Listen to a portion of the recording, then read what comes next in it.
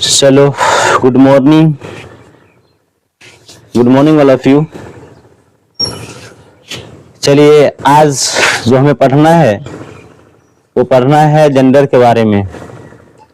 अभी तक में आपको हम नंबर पढ़ा दिए हैं, पर्सन पे बात कर लिए हैं, जेंडर पे बात करना है।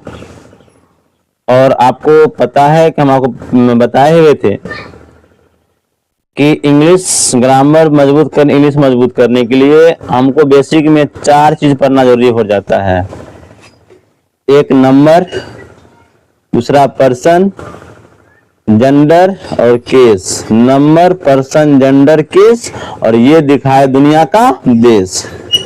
ये 4 चैप्टर हमको पढ़ना जरूरी हो जाता है। और 4 चैप्टर पढ़ने के बाद जो हमारा बेसिक होता है, वो हथियार जो होता है, वो हम एडजस्ट कर लेते हैं।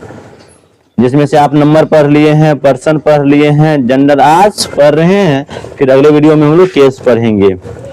तो आज हमको पढ़ना है टॉपिक पढ़ने के लिए है कि जेंडर किसे कहते हैं, जेंडर कितने भेद होते हैं, और जेंडर का परिभाषा, हम ये सबका डेफिनेशन देखेंगे।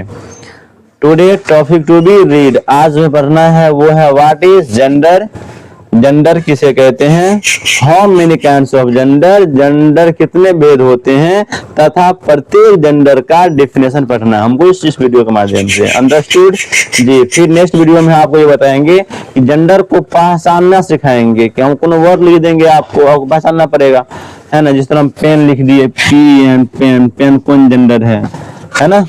उसके बाद आपको टीचर लिख देंगे, डॉक्टर लिख देंगे, या आप लिख देंगे पायलट कौन जेंडर है, ये आपको पहचानना पड़ेगा। तो पहले हम देखेंगे परिभाषा, फिर देखेंगे ये। यहाँ तो आप पता लगा लीजिएगा, है ना जी। लेकिन आपसे पूछ देगा बाबू, चाइल्ड जो होता है ना, बच्चा, चाइल्ड, CHILD, चाइल्ड, आखिर वो कौन जेंडर में आएगा, मैस्कुलिन में आएगा, फेमिनिन में आएगा, कॉमन में आएगा। ये सब बात फिर हम लोग अगला वीडियो में बात करेंगे। कि फिलहाल आज हमको बात क्या करना है इस चैप्टर में, जेंडर के बारे में। चलो बाबू, मेरा पहला सवाल, मेरा क्वेश्चन पहला ये था कि हम जेंडर कहते किसको हैं, जेंडर किसे कहते हैं, व्हाट इज जेंडर, जेंडर होता क्या है। तो आपका यहाँ पर लिखा हुआ है the destination of sex in nature, the destination of sex in nature, यानी कि प्रकृति में जीवों में जो लिंग के आधार पर भिन्नता पाई जाती है, लिंग के आधार पर जो भिन्नता पाई जाती है, इसी भिन्नता बताने वाले को तो हम जेंडर कहते हैं। जीव जितने भी होते हैं ना, आप जितने भी हैं इस पृथ्वी, जितने भी सब नाउन है, लिंग के आधार पर, कोई मेल है तो कोई फीमेल है, कोई लड़का है तो कोई लड़की है ना। यानी कि ये जो अंतर बता रहा है, इसी अंतर को हम तो क्या कहते हैं, इसी अंतर को हम क्या कहते हैं कि जेंडर कहते हैं। क्या कहते हैं, जेंडर कहते हैं। जेंडर पढ़ते क्यों हैं हम सर, तो जेंडर हम इसलिए पढ़ते हैं प्यारे, क्योंकि वॉइस में, नरेशन में, टेंस में हमको वहां बहुत जरूरी होता है कहाँ ता कहाँ ती लगेगा, है ना। इसलिए लिंग पढ़ते हैं। हम ये बात नहीं बोलते हैं पापा आती है, बोल सकते हैं क्या है, या मेरा भाई आती है। तो ये हमको ये दिखाता है कि आप पता है ना कि यानी कि ये जेंडर पढ़ने से हम शुद्ध लिखना सीख लेते हैं। किसके साथ ता, किसके साथ ती लगेगा, कहाँ सी, कहाँ हर लगेगा, इस चीज का जानकारी हमें हो जाता है कि किस जेंडर के साथ हम क्या लगाएंगे, कहाँ ही, कहाँ सी, कहाँ इट लगेगा। इसलिए कर करके, ताकि मेरा सेंटेंस शुद्ध बने, इसी लेकर करके ये जेंडर चैप्टर मुझे पढ़ना बहुत जरूरी हो जाता है। आपको तुम बार बार कह रहे हैं कि नंबर, पर्सन, जेंडर, केस, ये दिखा है दुनिया का देश। कोई दिक्कत, चलो। मेरा पहला सवाल था what is gender, the destination of sex in nature is called gender, है ना। How many kinds of gender, how many kinds of gender, तो there are 4 kinds of gender in English grammar. Understood. English grammar में, English में gender कितने प्रकार के होते हैं, 4 प्रकार के। कितने प्रकार के होते हैं, 4 प्रकार के जेंडर होते हैं। पहला कौन, पहला होता है आपका मैस्कुलिन, MASCULIN, मैस्कुलिन जेंडर। दूसरा feminine gender, FEMININ, feminine gender. तीसरा होता है आपका common gender, COMMON, common, GENDER, common gender. और चौथा आपका neuter gender, NEU, neuter, NEU TER neuter gender है ना। क्या होता है आपका NEU TER neuter gender, NEU T neuter, GENDER gender. समझ क्या होता है आपका न्यूटर जेंडर। इंग्लिश में how many kinds of gender there are, 4 kinds of gender. पहला मैस्कुलिन, दूसरा फेमिनिन, तीसरा कॉमन, चौथा न्यूट्रल जेंडर। इंग्लिश में 4 प्रकार के जेंडर होते हैं, लेकिन हिंदी का बात करें आपसे तब हिंदी में यही 2 गो होते हैं। हिंदी में क्या होते हैं, 2 गो होते हैं। एक आपका होगा मैस्कुलिन, एक होता है फेमिनिन, यानी कि एगो स्त्रीलिंग एगो पुल्लिंग। हिंदी में 2, संस्कृत में 3। संस्कृत में 3 कौन कौन, एगो आपका स्त्रीलिंग हो जाएगा, पुल्लिंग हो जाएगा, उसके बाद नपुंसकलिंग हो जाएगा। स्त्रीलिंग, पुल्लिंग और नपुंसकलिंग, ये आपका हिंदी में 2, संस्कृत में 3 और इंग्लिश में 4। तो ये 4 हमको किसके बारे में पढ़ना है, हमको 4 के बारे में पढ़ना है, 4 जेंडर के बारे में। मैस्कुलिन जेंडर, अब मैं समझ आता है कि what is masculine gender. Masculine gender कहते किसको है सर, तो सुन लीजिए, जो जिस चीज से आपका पुरुष जाति का बोध हो, जो आपको पुरुष का बोध कराए, पुरुष का, मेल का बोध कराए, तो वो आपका होता है मैस्कुलिन जेंडर। जिस चीज से पुरुष जाति का बोध हो, लड़का का बोध हो, वो आपका कहलाएगा मैस्कुलिन जेंडर। जैसे में लड़का पुरुष मतलब क्या हो जाएगा, उसका लक्षण क्या होगा, उसको लंबा लंबा बाल नहीं होगा, स्त्रीलिंग को लंबा लंबा बाल होती है ना। पुरुष को इतना इतना एक हाथ बाल होता है क्या, कमेंट में आ जाएगा सर लड़का के बड़ा बाल होता है, ऐसा बात नहीं है बाबू, है ना जी। तो स्त्रीलिंग में उसके बाद स्त्रीलिंग वो होंगे जो बच्चे को दूध पिलाएंगे, जो बच्चे जन्म देती है, स्त्रीलिंग होता है वो। और पुरुष ये सब लक्षण उसमें नहीं होता है ना। ये सवाना घास का मैदान पुरुष में होगा, महिला में ये सब, ये मैदान घास की नहीं होती, ये सब लक्षण होता है स्त्रीलिंग और पुल्लिंग का। आप लोग समझते भी होइएगा लड़की लड़का में क्या अंतर रहता है ना जी। चलिए उसके बाद आपका हो गया मैस्कुलिन, जिससे आपका पुरुष जाति का बोध हो।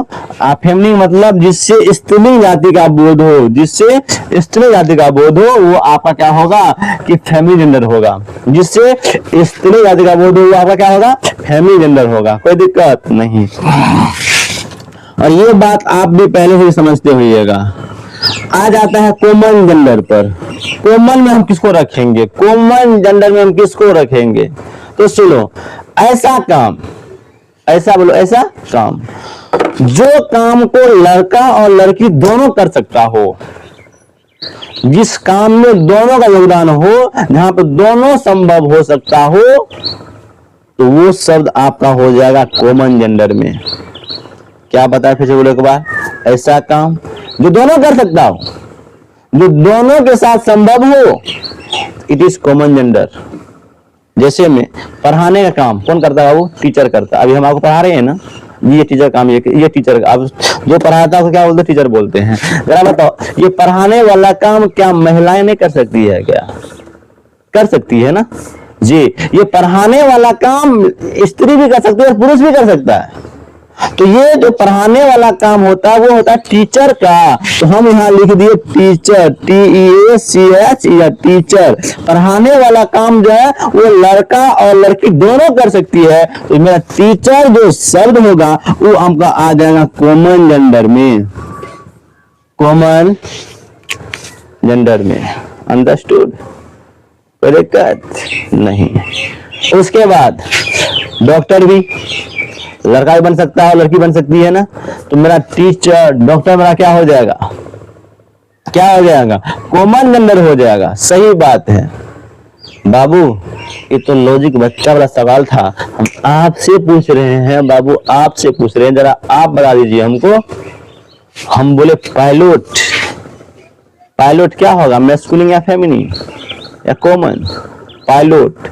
राइटर, राइटर क्या हो जाएगा, तो राइटर भी कॉमन जेंडर होगा, क्योंकि राइटर मतलब जो किताब लिखा हो, जो लिखने काम करता हो, राइटर कहलाता है। तो ये राइटर हमारा हो जाएगा कौन चीज, ये राइटर हमारा हो जाएगा कॉमन जेंडर में। तो आप तो बचपन में पढ़े होइएगा मैस्कुलिन, फैमिली, कॉमन में क्या टीचर, डॉक्टर, इंजीनियर, इटीसी लगा दीजिएगा, है ना। लेकिन बाबू एग्जाम में जिस काम नहीं चलता, वहां आप ऐसे सवाल पूछ देंगे आप फंस जाएंगे वहां पर। बोल देगा राइटर कौन जेंडर है, राइटर कौन जेंडर है, राइटर जी राइटर। उसके बाद पायलट, ड्राइवर कौन जेंडर है, कॉमन में आ जाएगा सब। अंडरस्टूड। रीडर, रीडर पढ़ने वाला, reader, reader READER, reader. Read means पढ़ने, नंबर पढ़ने वाला। क्या हो जाएगा, क्या पढ़ने का काम सिर्फ लड़का करता है या लड़की करती है, दोनों करता है। तो रीडर हमारा हो जाएगा कॉमन जेंडर। अंडरस्टूड जी, क्या हो जाएगा, कॉमन जेंडर। कोई दिक्कत नहीं। आगे बताए क्या जी, बताइए। यहां तक समझ में आ गया जी। आज तो सिर्फ ये चल रहा है ना, कल पार्ट 2 में जब हम आपसे बात करेंगे ना, तो वहां पे आपको नया नया वर्ड डालेंगे और आपको पता लगाना पड़ेगा। अभी सिर्फ आपको बता रहे हैं परिभाषा, उस पर 1-2-4 एग्जाम्पल दे देते हैं बस। उसके बाद है neuter gender, NEUTER, neuter gender, NEUTER, neuter gender, GENDER, neuter gender. मतलब क्या होता है, नपुंसक लिंग। नपुंसक मतलब जो न तो मेल होगा न फीमेल होगा, कुछ भी नहीं होगा, तो उसको हम लोग क्या बोलते हैं, उसको हम लोग बोलते हैं नपुंसक लिंग, उसको बोलते हैं न्यूटर जेंडर, है ना। और दूसरा बात कि न्यूटर जेंडर वो होगा, तो बात हो गया जो न तो मेल होगा न फीमेल होगा जी। आप ये दिमाग में आ गया होगा आपके कि रोड पे जब ट्रेन जब आइएगा ना, तो एक होता है मतलब कि किन्नर सब, किन्नर हो समझते हैं ना आप, किन्नर सब जब सफर कीजिएगा ताली बजाएगा ऐसे कर करके और आपसे कुछ पैसा मांगेगा, तो वो तो न तो लड़का है वो न लड़की है, उसमें कोनो लक्षण है ये नहीं है, तो वो आप किन्नर उसको बोल दिए, वो तो वो हो गया आपका।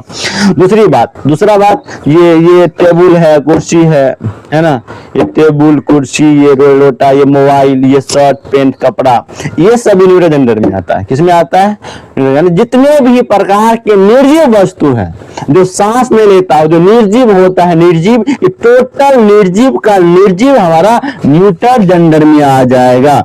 आया बात समझ क्या, कोई दिक्कत समझ में आया।